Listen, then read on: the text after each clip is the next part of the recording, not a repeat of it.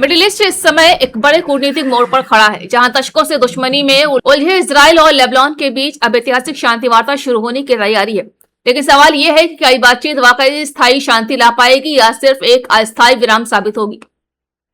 दरअसल हाल के दिनों में इजराइल द्वारा लेबनान की राजधानी बेरूत समेत कई इलाकों पर भारी बमबारी की गई, जिसमें सैकड़ों लोगों की मौत हो गई।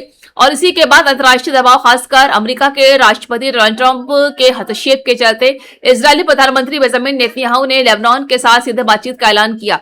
हालांकि विडंबना यह है कि एक तरफ बातचीत की बात हो रही है तो दूसरी तरफ इजराइल ने साफ कर दिया है कि हिजबुल्लाह के खिलाफ सैन्य कार्रवाई जारी रहेगी, जिससे शांति प्रक्रिया की विश्वसनीयता पर सवाल उठ रहे हैं। इस पूरे घटनाक्रम का सबसे अहम पहलू है हिजबुल्लाह, जो ईरान समर्थित एक शक्तिशाली सशस्त्र संगठन है और जिसने इजराइल के खिलाफ मोर्चा खोल रखा है। ये संगठन इस संभावित शांति समझौते की सबसे बड़ी बाधा में भी माना जा रहा है, क्योंकि इजराइल की पहली शर्त ही उसका निस्तारीकरण है। वहीं लेबनान की सरकार भी अब पहली बार हिजबुल्लाह को नियंत्रित करने और राज्य के अधिकार को मजबूत करने की दिशा में कदम उठा रही है। लेकिन जमीनी हकीकत यह है कि हिजबुल्लाह लेबनान की राजनीति और समाज में गहराई से जुड़ा हुआ है, इसलिए इसे हटाना आसान नहीं होगा। अब बात करते हैं अमेरिका और ईरान के समीकरण की, जहां हाल ही में एक नाजुक सीजफायर हुआ, जहां डोनाल्ड ट्रंप ने मध्यस्थता करके संभव बनाए। लेकिन ये संघर्ष अभी भी पूरी तरह खत्म नहीं हुआ और लेबनान में जारी हिंसा इस सीजफायर को कमजोर कर रही है। ईरान का आरोप है कि लेबनान भी इस समझौते का हिस्सा था, जबकि अमेरिका और इजराइल इसे अलग मामला बता रहे हैं। यह विवाद अब पूरे क्षेत्र में इतना बढ़ गया है। इतना ही नहीं, ईरान ने चेतावनी दी है कि अगर लेबनान पर हमले नहीं रुके तो वो स्टेट ऑफ हॉर्मुज को बंद कर सकता है, जो दुनिया की तेल आपूर्ति के लिए बेहद अहम है। यानी ये संकट सिर्फ क्षेत्रीय नहीं बल्कि वैश्विक आर्थिक स्तर पर भी असर डाल सकता है। इस बीच पाकिस्तान, यूरोप और संयुक्त राष्ट्र जैसे कई देश और संगठन इस वार्ता को सफल बनाने की कोशिश में लगे हुए हैं। लेकिन जमीनी हालात बेहद जटिल है, क्योंकि एक तरफ इजराइल अपनी सुरक्षा को लेकर आक्रामक है, दूसरी तरफ हिजबुल्लाह और उसके पीछे खड़ा ईरान पीछे हटने के तैयार में नहीं है। क्या मिडिल ईस्ट में जंग का पासा सच में पलट गया है और क्या पुराने दुश्मन अब नए साथी बनने की ओर बढ़ रहे हैं? इसी बड़े सवाल के बीच ईरान और सऊदी अरब के बीच अचानक बढ़ती बातचीत ने दुनिया भर के रणनीतिक विशेषज्ञों को चौंका दिया है।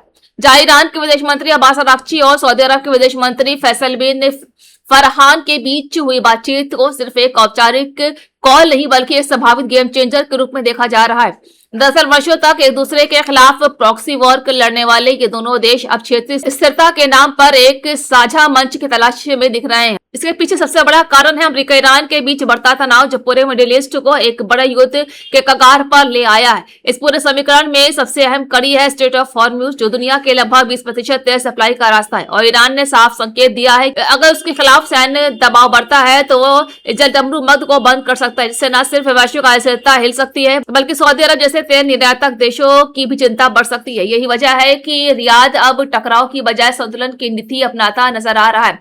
दिलचस्प बात तो यह है कि ये बातचीत ऐसे समय हो रही है जब अमेरिका क्षेत्र में अपनी सैन्य मौजूदगी बढ़ा रहा है और ईरान को अलग थलग करने की रणनीति पर काम कर रहा है। ऐसे में अगर ईरान और सऊदी अरब के बीच कोई अनकहा समझौता बनता है तो ये सीधे तौर पर अमेरिका के प्रभाव को चुनौती दे सकता है और मिडिल ईस्ट में नया पावर ब्लॉक उभर सकता है। इसमें चीन और रूस जैसे देश की अप्रत्यक्ष भूमिका निभा सकते हैं। वहीं दूसरी तरफ हाल ही में हुए सीज फायर के बाद जो 40 दिन का तनावपूर्ण शांति कॉल चल रहा है, उसमें हर देश अपनी रणनीति मजबूत करने में लगा हुआ है। ईरान जहां कूटनीतिक स्तर पर रिश्ते हुए सुधारने की कोशिश कर रहा है, तो वहीं सऊदी अरब अपने आर्थिक हितों और सुरक्षा के बीच संतुलन बनाने में जुटा हुआ है और अमेरिका इस पूरे घटनाक्रम को अपने वैश्विक प्रभाव के नजरिए से देख रहा है। अब सबसे बड़ा सवाल यह है कि क्या ये बातचीत वाकई किसी बड़े समझौते की शुरुआत है या सिर्फ एक रणनीति चाल। पश्चिम बंगाल की राजनीति में अब फिर बड़ा सियासी तूफान खड़ा हो गया है, जहां स्मृति ईरानी ने मुख्यमंत्री ममता बनर्जी पर कट मनी को लेकर गंभीर आरोप लगाते हुए सीधे सरकार की कार्यप्रणाली पर सवाल खड़े कर दिए हैं। अपने लिखे बयान में स्मृति ईरानी ने कहा है कि राज्य में विकास योजनाओं के नाम पर आम लोगों से कथित तौर पर अवैध वसूली की जा रही है। अब सब बिना राजनीति संरक्षण के संभव नहीं। उन्होंने आरोप लगाया है कि गरीबों और लाभार्थियों तक पहुंचने वाली सरकारी योजनाओं का पैसा बीच में ही कट के रूप में रोका जा रहा है। इलाहाबाद हाईकोर्ट के जस्टिस यशवंत वर्मा ने राष्ट्रपति को इस्तीफा भेज दिया है। 14 मार्च 2025 को उनके दिल्ली स्थित सरकारी घर में आग लगने के दौरान 500 के नोटों के बंडल जले मिले थे, जिसके बाद उन्हें दिल्ली हाईकोर्ट से इलाहाबाद इलाहाबाद हाईकोर्ट ट्रांसफर कर दिया गया था। उन्होंने 5 अप्रैल 2025 को इलाहाबाद हाईकोर्ट में शपथ ली थी, लेकिन उन्हें कोई जिम्मेदारी नहीं दी गई थी। मामले की जांच पूरी होने तक उन्हें न्याय के कामों से दूर रखा गया।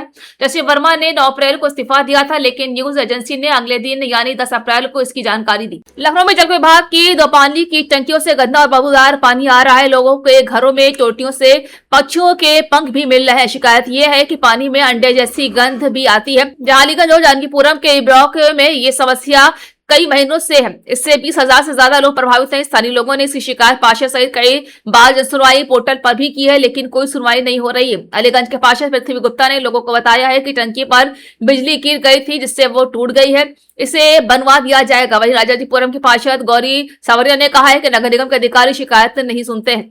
बता दें कि लोगों का कहना है कि कई बार इसकी शिकायत कर चुके हैं, लेकिन समस्या का कोई समाधान नहीं हुआ है। मामले में स्थानीय पार्षद पृथ्वी गुप्ता से लोगों ने शिकायत की। इसके बाद उन्होंने जल विभाग के अधिकारियों को बताया। इस पर अधिकारियों ने उन्हें कहा है कि टैंक पर बिजली गिर गई थी, जल्द इसका मरम्मत होगी।